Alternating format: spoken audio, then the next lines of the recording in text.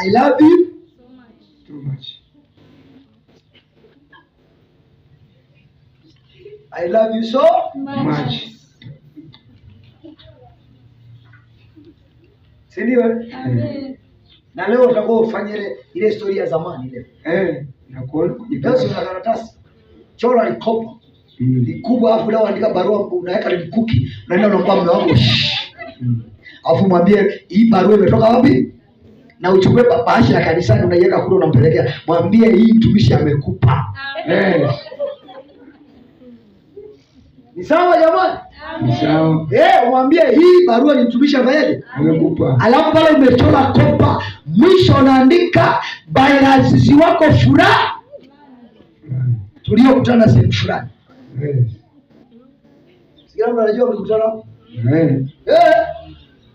Alichora likoba baada zamani si unaletewa barua, mtu anachukua mpaka kalamu nyekundu, anachora chora hivi na damu inamwagika hivi. Leo huo upendo umeendaga wapi?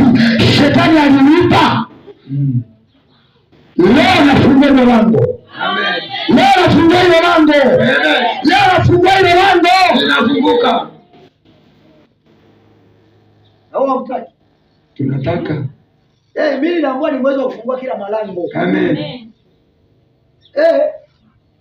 Wewe unajua lango lako ukikutana na jamako wapi? Wapi?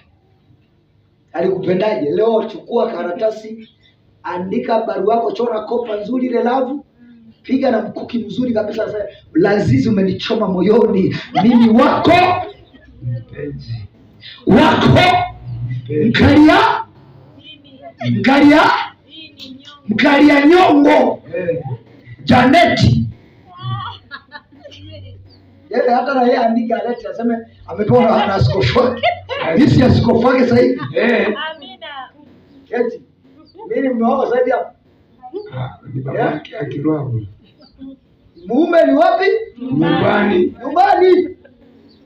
Haleluya. Amen. Lazima tuwe na upendo. Upendo ni silaha kubwa ya kufungua nini?